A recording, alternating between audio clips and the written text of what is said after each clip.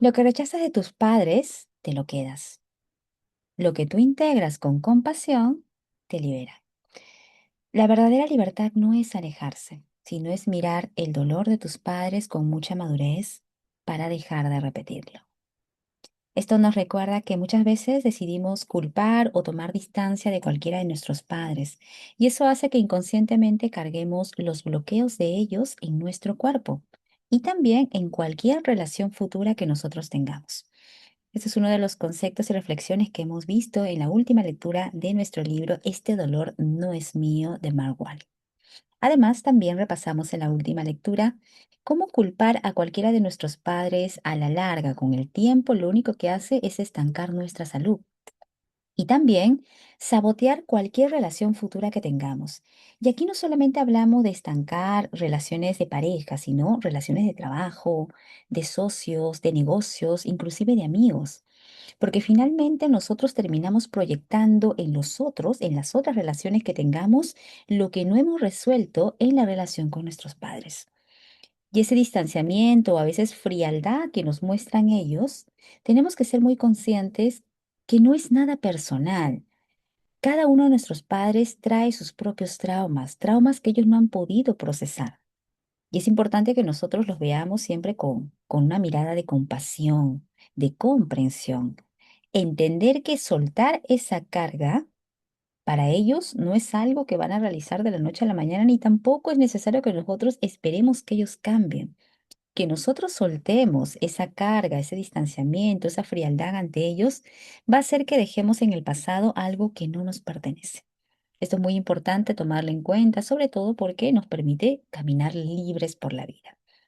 El autor ha enfocado mucho en este tema y sobre todo en ir conociendo cuáles son los traumas que nuestros padres han venido jalando de generaciones anteriores.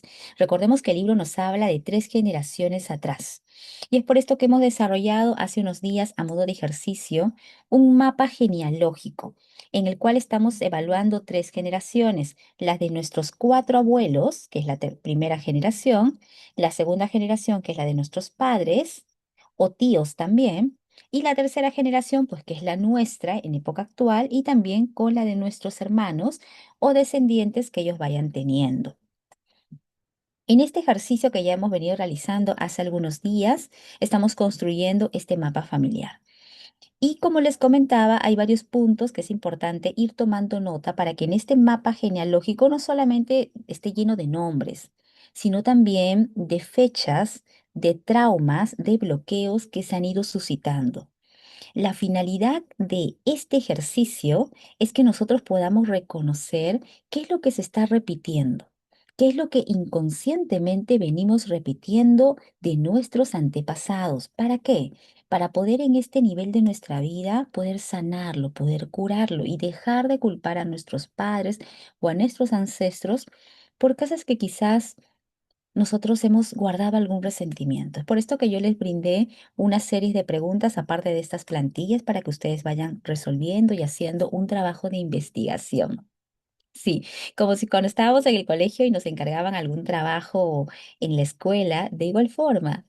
Conocer a nuestra familia es investigar un poquito. Nosotros podemos saber los rasgos generales de nuestros padres, pero a veces no sabemos casi nada quizás de los abuelos o incluso de la vida interna de nuestros papás. Por esto que aquí yo les mencionaba entrevistar hechos, rastrear un poco si han habido muertes tempranas en la familia, muertes trágicas, pérdidas económicas, alguna ruptura de vínculo familiar o inclusive algún destino difícil a cargo de alguna enfermedad crónica. Vuelvo a repetir, 3 generaciones de tus 4 abuelos, de tus padres y tíos, y luego ya viene del tiempo presente tú y tus hermanos. Identificar también si hay algún familiar del cual no se habla en la familia. Alguien que fue de repente excluido por algún motivo y que a veces pues se rehúye a hablar en el seno familiar por alguna especie de resentimiento. También rastrear enfermedades. Ver qué enfermedades tenían nuestros abuelos, autoinmunes o inflamatorias. ¿Por qué? Porque estas enfermedades se suelen repetir en generaciones posteriores como si fuera una dinámica de replicar lo que ellos no sanaron en su momento. Problemas respiratorios, problemas de ansiedad, incluso problemas con el peso, desórdenes alimenticios. Ir averiguando todo esto. Esto también tiene mucha relación con las fechas. ¿En qué fecha detonó esta enfermedad, este trauma en tus antepasados? Y ver si coincide con alguien de esta época. También les dejé unos cuadros de línea del tiempo para que vayan ustedes anotando. Si es que de repente alguno de los hijos, sobrinos, incluso nosotros o hermanos tiene alguna enfermedad, y rastreando quién de la generación pasada tuvo también un malestar similar o quizás el mismo. Por eso que acá las colocaba. Si yo comencé a presentar, por ejemplo, cuadros de migraña a los 19, 20 años, ver qué pasó a papá a esa edad. ¿Qué le pasó a mamá también a esa edad? Si tuvo alguna enfermedad similar. Luego a los abuelos, tanto paterno como materno. Y ver si es que hay alguna coincidencia que se está repitiendo. Esto es lo que se llama la lealtad invisible. Es una enfermedad, un trauma que se viene a repetir en esta generación. Estas plantillas yo ya se las compartí para que ustedes vayan investigando poco a poco. Y también esta plantilla, que es un poquito más amplia, que las he dividido en generaciones. Esta plantilla es de la primera generación, que viene a ser de los cuatro abuelos. Vuelvo a repetir, no solamente basta con anotar los nombres. Para hacer este mapa genealógico hay que anotar nombres, fecha de nacimiento. Basta con el mes y el año, si es que no sabes el día o quizás por ahí se perdió esa información. Anotar también de qué falleció y a qué edad. Si fue un fallecimiento natural o fue algún accidente, algún suceso traumático, alguna enfermedad. También detectar qué trauma hubo en la familia de los abuelos paternos, pérdidas de hijos, desfalcos económicos, fraudes, etcétera, en ambas ramas. También algún dato característico de alguna enfermedad o trauma de padre, perdón, de abuelo o de abuela. Si bebía mucho, si sufre alguna enfermedad, algunos dolores, pérdidas, e incluso frases que ellos solían repetir también, toma nota de ellos y lo vas anotando así generación por generación. Luego les compartí la semana pasada, esta es la plantilla para que luego tú vayas llenando los datos, que ya es la segunda generación que viene a ser de los padres y tíos. Aquí está tu papá y aquí está tu mamá. Y anotas también al ladito todos los hermanos que tuvo mamá y papá. Acá hay un enlace entre padre y madre, que son tus dos progenitores. Puedes colocar algún símbolo para identificar cómo fue la relación entre ellos. Una relación tensa, una relación amorosa. Y debajo de cada uno, importante que anotes enfermedades crónicas, traumas tempranos que han tenido, pérdidas. Aparte de anotar también si siguen vivos, fecha de nacimiento únicamente, si ya fallecieron, también la causa y la fecha del fallecimiento. Entre papá y mamá también algún trauma como pareja, quizás alguna pérdida económica, quizás ya se divorciaron, algunas peleas que se vienen repitiendo, entre otros temas. Todos los puntos importantes los tienes aquí, también la plantilla para que vayas haciendo tú este mapa paso a paso en casa. Ya lo que nos toca ahora es ver la tercera generación que somos nosotros. Quiere decir tú y tus hermanos en esa línea. Entonces vas a anotar en orden de edad. Siempre el hermano mayor primero y luego los hermanos que siguen, su nombre y su fecha de nacimiento. En este ejemplo, que estoy colocando todo ficticio, supongamos que tú eres el hermano mayor, por eso vas primero. Y luego tus dos, tres, cuatro o los hermanos que tú tengas. Nombre, fecha de nacimiento. En la siguiente recta es importante que tú anotes la queja central que tú y tus hermanos tienen. Eso por lo que siempre se identifica. Ay, mi hermano es un renegón, siempre para preocupado por el dinero. Ay, no, que mi hermana es muy sensible, siempre es muy llorona, etcétera. Lo anotas. Por ejemplo, acá he puesto, ¿no? En el caso fueras tú, una de tus quejas principales, tiene que salir todo bien. Ahí tiene un tema de perfeccionismo, así, en dos líneas simples. En el caso del hermano podría ser que él siempre para diciendo, no, no puedo confiar en nadie, no hay que confiar en las personas. Y aquí también anoto, yo se siente incomprendido. Yo veo desde mi vista que es un hermano que se siente incomprendido por las personas. Lo mismo con el otro hermano. En este caso he anotado, por ejemplo, que siempre repite, ay, algo malo puede pasar, algo malo va a pasar. Siempre está con esa preocupación, entonces lo pongo como que siempre siente muchos nervios. Su queja central. Tú a estas alturas ya sabes cuál es tu queja central, que pueden ser varias, pero coloca al menos la principal. Y también la de tus hermanos.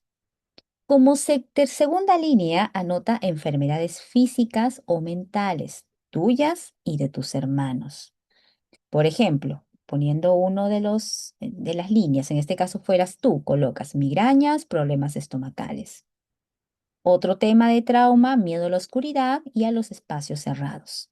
Y al igual para cada uno de los hermanos, corto de vista, colesterol alto, cuadros de ansiedad y de estrés propios del trabajo.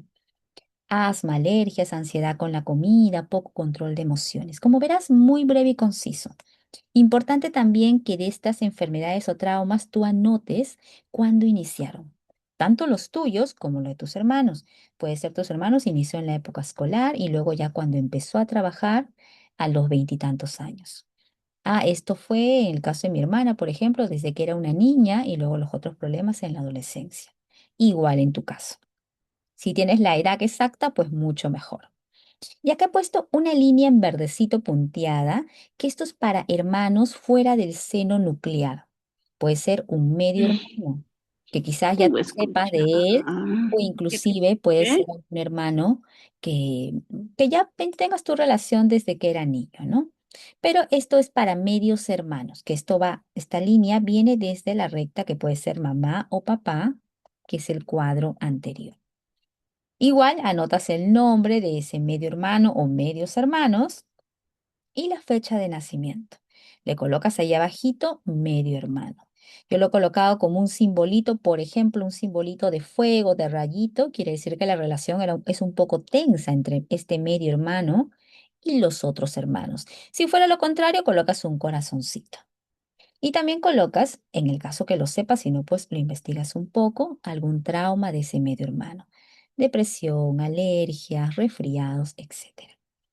Y con esto ya tienes bastante información avanzada. Como verás, son datos claves, pero muy importantes.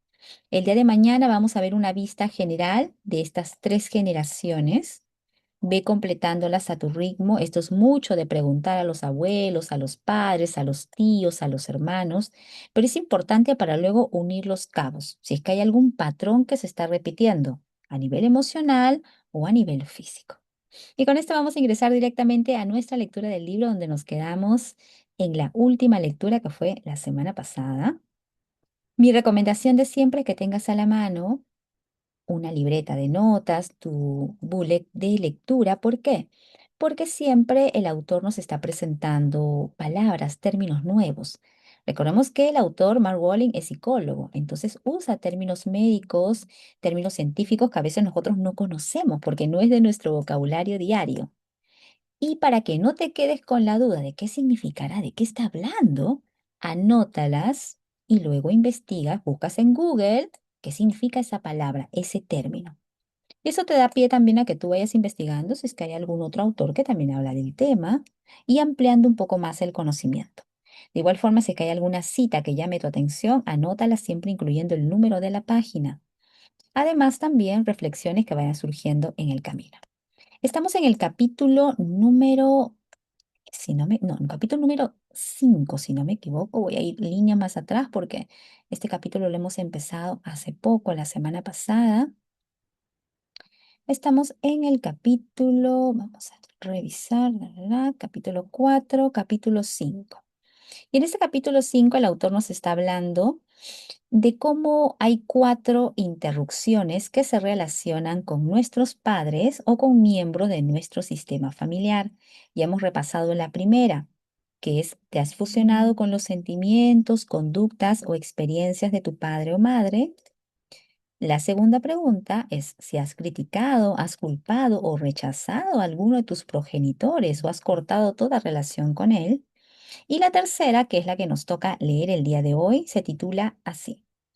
¿Has tenido una interrupción temprana del vínculo con tu madre? Mientras vayamos haciendo la lectura, ve recordando también tú si es que se relaciona en algo con tu vida. Esto es importante para que podamos ir conectando con el mensaje del libro. Empecemos. Si rechazas a tu madre, pudo deberse a que tu proceso temprano de vinculación con ella quedara interrumpido. No todos los que sufren una ruptura temprana del vínculo terminan rechazando a su madre. Cuando se ha producido una interrupción durante este periodo, lo más probable es que sientas un cierto grado de ansiedad cuando intentas establecer un vínculo con la otra persona en una relación de pareja. Esta ansiedad podría traducirse en dificultades para mantener relaciones de pareja o incluso en la falta de deseo de tener este tipo de relaciones. También puede traducirse en tomar la decisión de no tener hijos. Tu explicación, a primera vista, puede ser la de que criar a un niño requiere demasiado tiempo y energía. Pero a un nivel más profundo puede ser que te sientas poco capacitado para dar a un niño lo que tú mismo no has tenido. También puede afectar a tu conexión con tu madre una interrupción del vínculo madre-hijo que se produjo en generaciones anteriores. ¿Sufrió tu madre o tu abuela una ruptura del vínculo con su propia madre? Los residuos de estos traumas tempranos se pueden vivir en las generaciones posteriores. Y no solo eso. A tu madre le resultaría difícil darte a ti lo que ella no pudo recibir, a su vez, de su madre. Si no te tratas con tus padres o si estos ya han fallecido, puede que no llegues a conocer nunca la respuesta a estas preguntas, sobre todo si la ruptura se produjo cuando eras muy pequeño. En general, puede ser difícil recordar las interrupciones tempranas, porque en esos primeros años de vida no tenemos capacitado el cerebro para evocar nuestras propias experiencias. El hipocampo, que es la parte del cerebro que está asociada a la formación, la organización y la conservación de los recuerdos, no desarrolla plenamente hasta los 2 años de edad. Sus conexiones con el córtex prefrontal, la parte del cerebro que nos sirve para interpretar nuestras experiencias. En consecuencia, el trauma de una separación temprana se guardaría en forma de fragmento de sensaciones físicas, de emociones e imágenes, en vez de como unos recuerdos claros que podrían articularse en forma de historia. Aquí el autor nuevamente nos recuerda que hasta los 2 años somos como grabadoras y simplemente captamos todo lo que nuestros padres nos van diciendo, pero que es muy difícil después, en nuestra época adulta, recordar inclusive algo que nos pasó de muy, muy pequeños. Continuemos. Sin la historia, puede resultar difícil entender las emociones y las sensaciones. En ocasiones, la ruptura del vínculo no es física.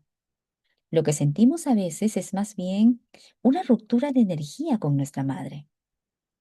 Aunque ella esté físicamente presente, emocionalmente puede estar distante o ser irregular.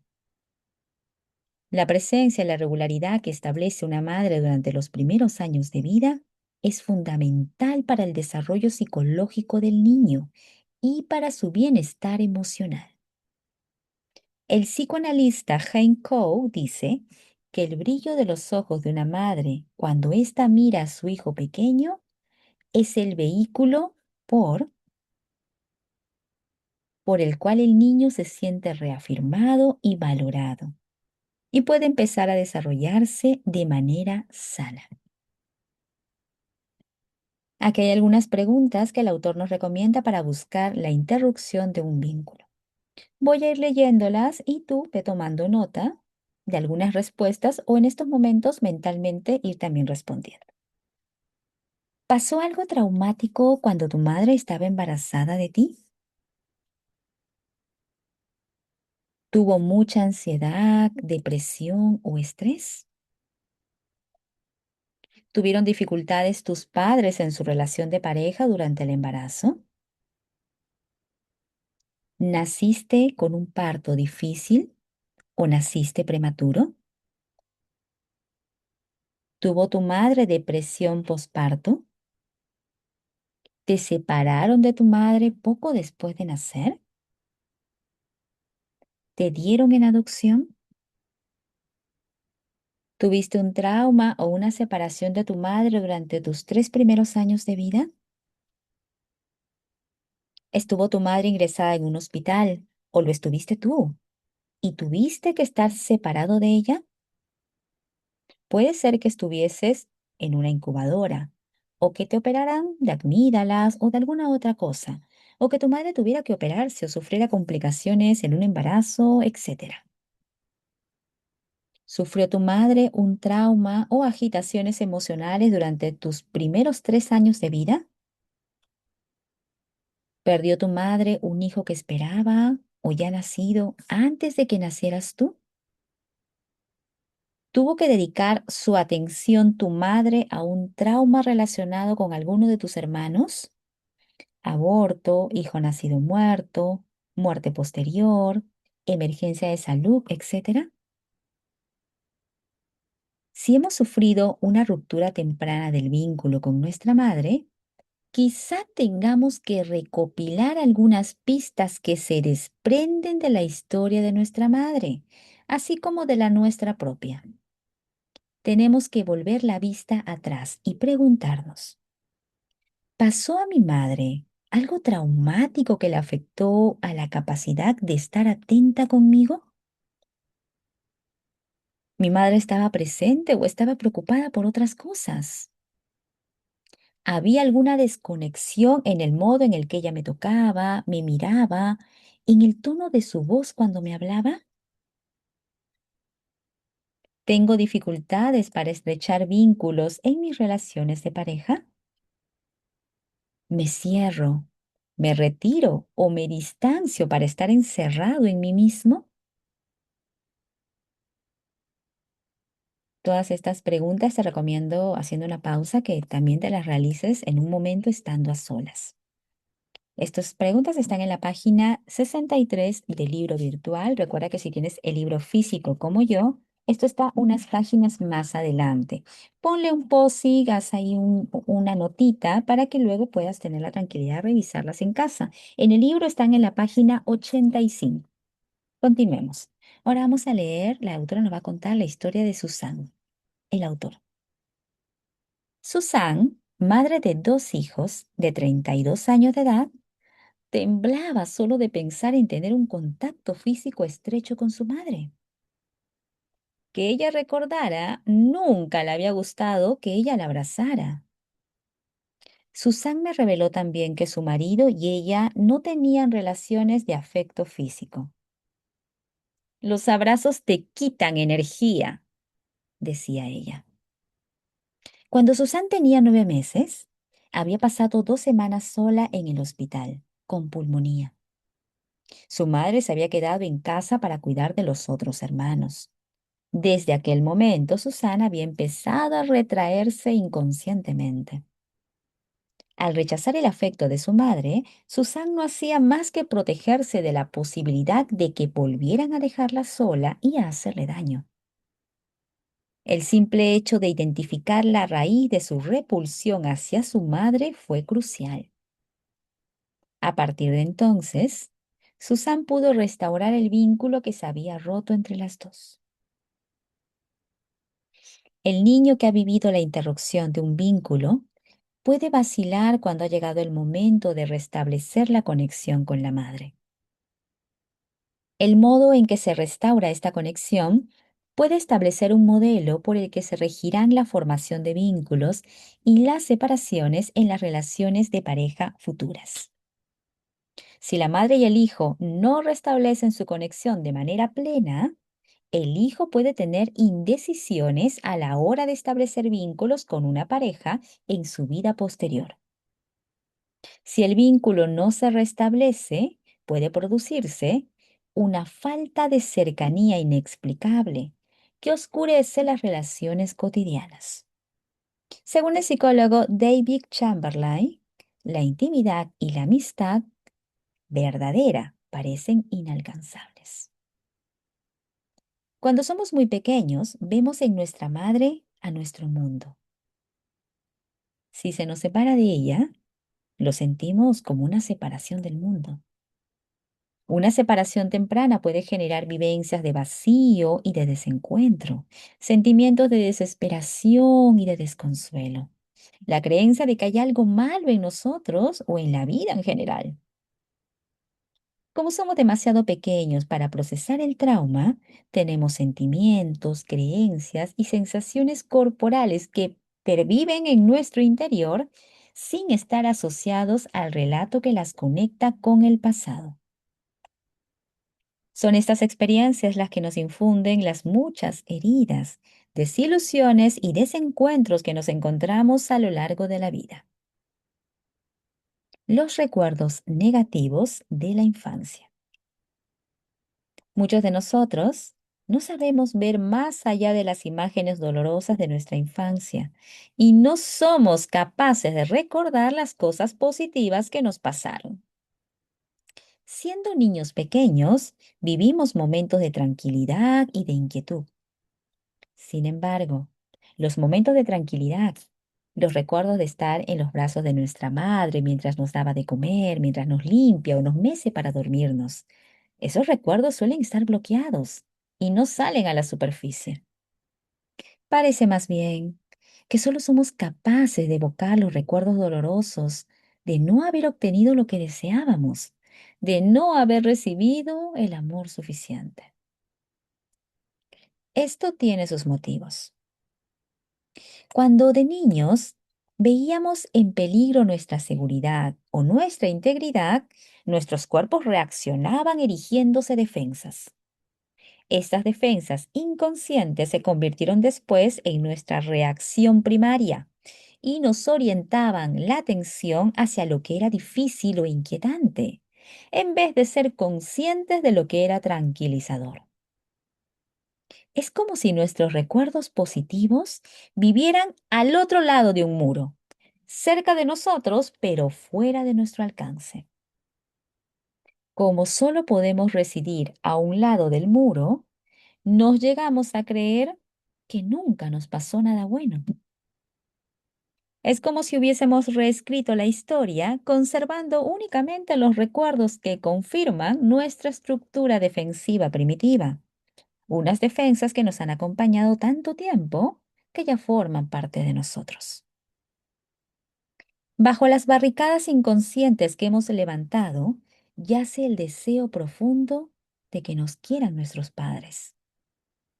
Pero muchos ya no somos capaces de acceder a estos sentimientos.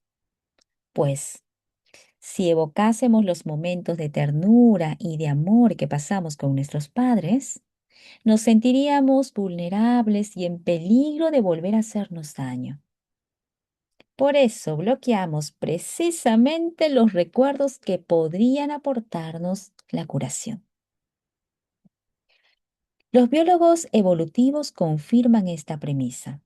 Explican que nuestras amígdalas cerebrales dedican unas 2/3 de sus neuronas a detectar amenazas. A consecuencia de ello, es más fácil que se almacenen en nuestra memoria a largo plazo los hechos temibles y dolorosos que los hechos agradables. Los científicos llaman a este mecanismo por defecto sesgo de negatividad, y es perfectamente lógico. Nuestra supervivencia misma depende de nuestra capacidad para detectar las posibles amenazas. Según ha dicho el neuropsicólogo Rick Hanson, la mente es adherente como el velcro para las experiencias negativas y es resbaladiza como el teflón para las positivas. Este es el tercer punto de esta reflexión que nos trae el autor con muchas preguntas, preguntas prácticas para poder ir avanzando en este proceso de sanación. Ahora continuemos con la pregunta 4, que es la última, si no me equivoco, de este bloque, y dice, ¿te identificas inconscientemente con un miembro de tu sistema familiar distinto de tus padres? Esta pregunta es importante porque puede que ahorita no te identifiques directamente con tus padres, quizás pienses que tienes relación más cercana con algún trauma o algún pasado, puede ser de los abuelos, algún tío, inclusive algún miembro de la familia que no ha sido nombrado porque quizás no estaba en el núcleo familiar. Vamos a ver qué nos dice el autor sobre este punto. Sucede a veces, aunque tenemos una relación fuerte y cariñosa con nuestros padres, portamos unos sentimientos difíciles que somos incapaces de explicar. Solemos dar por supuesto que el problema surge dentro de nosotros mismos y que terminaremos por descubrir su origen si profundizamos lo suficiente. Pero mientras no develemos el hecho concreto desencadenante en nuestra historia familiar, podemos estar reviviendo miedos y sentimientos que no nos pertenecen, fragmentos inconscientes de un trauma, tomándolos como nuestros. Vamos a conocer el caso de Tok. Cuando Tok tenía 9 años, adquirió la costumbre de clavar un bolígrafo en el sofá. Aquel mismo año, agredió con un palo a un niño vecino y le hizo una herida que le tuvieron que coser con 40 puntos. A partir de entonces, Tok pasó varios años recibiendo medicación y tratamiento psicológico, pero sus conductas agresivas prosiguieron. La pieza que faltaba del rompecabezas solo salió a relucir cuando el padre de Top, Har, me habló a su vez de su propio padre, al que él odiaba, según me dijo. El abuelo de Top había sido un hombre violento. No solo le pegaba a sus hijos, sino que había matado a un hombre de una cuchillada en una pelea de taberna. No lo habían denunciado, y el abuelo había podido seguir viviendo a sus anchas, pero no así sus descendientes.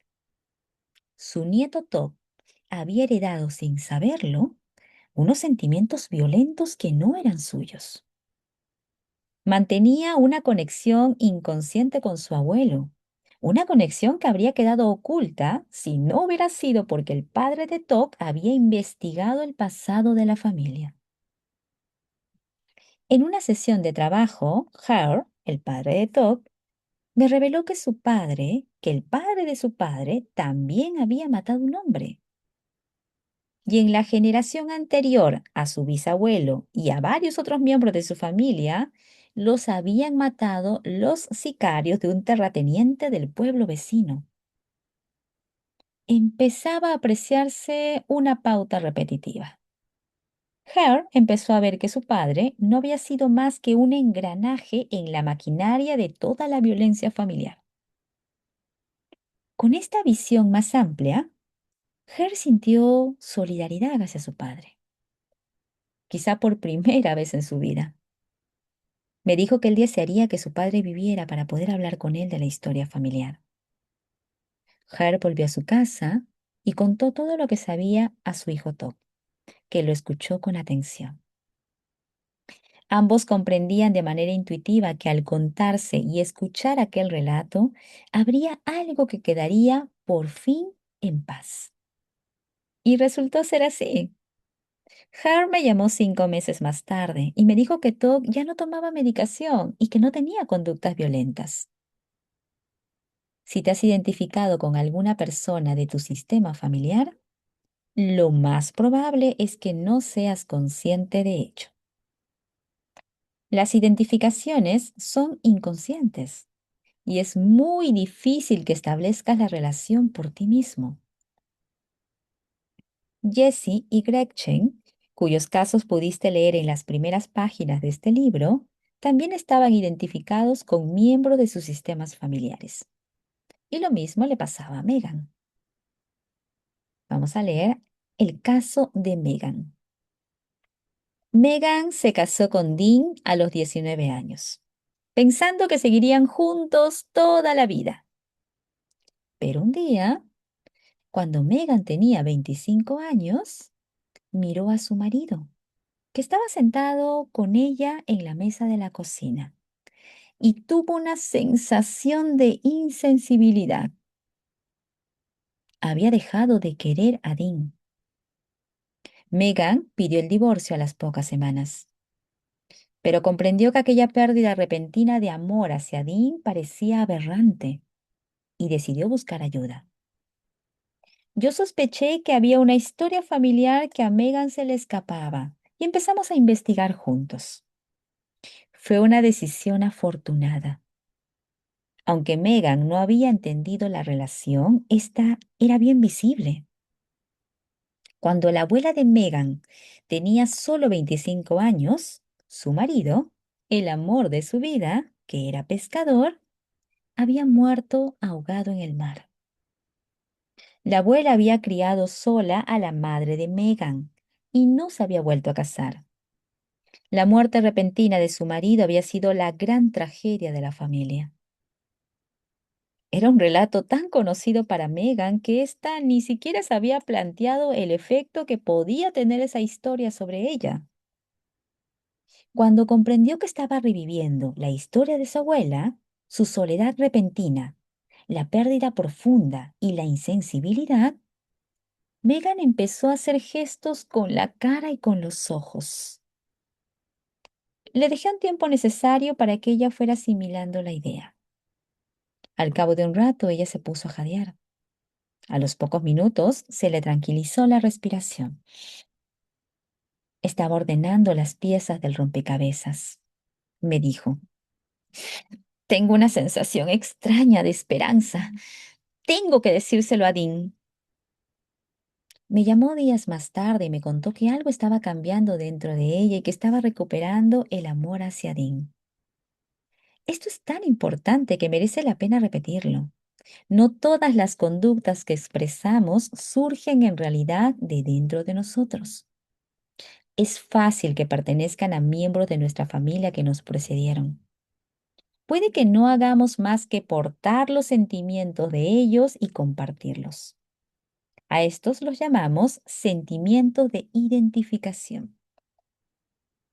Y para cerrar esta parte voy a leer las preguntas reflexivas que el autor plantea para que tú en estos momentos en casa puedas ir respondiéndote mentalmente y luego las puedas hacer a solas, siempre anotando las respuestas, que es muy importante. ¿Te identificas con algún miembro de tu sistema familiar? Aquí hago una pausa para recordarte que no solamente pueden ser padres y madres, pueden ser abuelos, hermanos de los abuelos o quizás incluso antes bisabuelos. Pero para esto es importante, como han pasado en los casos anteriores y siempre conversamos, que vayamos investigando la información de la historia familiar. Continuemos. Puedes estar sintiendo, comportándote o sufriendo como una persona de tu familia anterior a ti, o purgando sus culpas, o portando su dolor. ¿Tienes síntomas, sentimientos o conductas difíciles de explicar en el contexto de tu experiencia vital? ¿La culpa o el dolor impidieron que algún miembro de tu familia amara a alguien o que sintiera el duelo por su pérdida? ¿Hizo alguien algo por lo que lo rechazaron en la familia? ¿Hubo algún trauma en la familia? Muerte temprana de un padre, de un hijo, de un hermano, o un abandono, asesinato, delito, suicidio, etcétera. Un hecho terrible, doloroso, vergonzoso del que no se haya hablado. ¿Es posible que estés conectado con ese hecho, haciendo una vida semejante a la de la persona de la que nadie habla? ¿Es posible que estés viviendo el trauma de ese familiar como si fuera tuyo? Y con estas preguntas, para que te quedes reflexionando con mucha calma en casa, vamos a cerrar la lectura de esta noche. Estamos quedándonos en la página 67 del libro virtual. Si tú tienes el libro físico como yo, esto lo encuentras en la página 90 del libro físico. Tómate unos minutos aprovechando que estamos cerrando el día para que puedas ir respondiendo y sobre todo anotando, siempre viéndolo desde el lado de la sanación. Yo sé que estos temas son muy fuertes en muchas ocasiones. ¿Por qué? Porque nos obligan a ir introspectivamente a nuestra historia y nuestros vínculos más cercanos, que son nuestros padres. Pero recuerda que lo estás haciendo con la finalidad de sanar. Siéntete orgulloso, felicítate, porque así estás procurando que las próximas generaciones no lleven estos traumas. Vamos a cerrar la lectura de hoy, continuaremos el día de mañana y ahora conversaremos un poco con las chicas del Club de Lectura sobre los puntos que hoy día hemos leído.